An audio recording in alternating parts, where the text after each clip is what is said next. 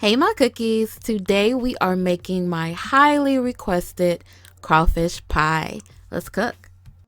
We're gonna need a roux, so we're gonna melt some butter. I just threw it in my cast iron skillet.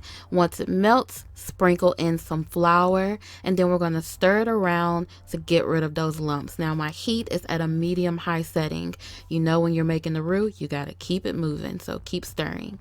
Keep stirring your roux until it reaches this nice peanut buttery color. We don't want it too dark because we're just making crawfish pie. We want that good roux flavor.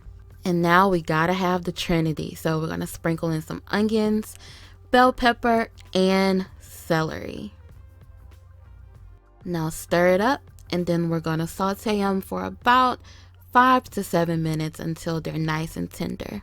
Now add in your minced garlic, and we're gonna saute that for just 30 seconds. Don't burn my garlic. Now pour in some chicken stock. Don't say ew, because this is the good stuff. When you buy crawfish tails frozen, when they defrost, they will render this fat, and that's where all the flavor is, so don't throw it away. We need that.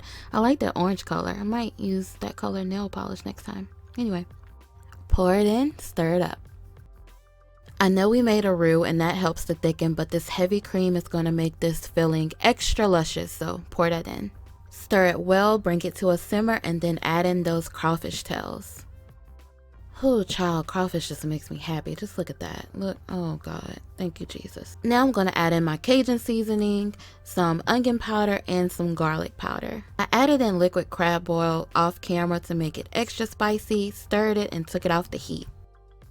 Now it's time to grab our buttered pie plate. Now you can use my homemade crust recipe or just buy a store-bought crust and spread it along the bottom of the plate.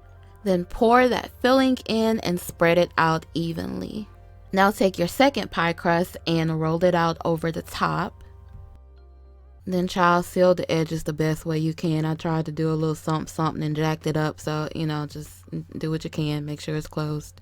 Then brush some egg wash across the top. Just beat an egg with a little water, brush it on the top. There you go. Boom, egg wash. Make a few slits at the top for venting. Then bake on 375 for about 30 to 35 minutes.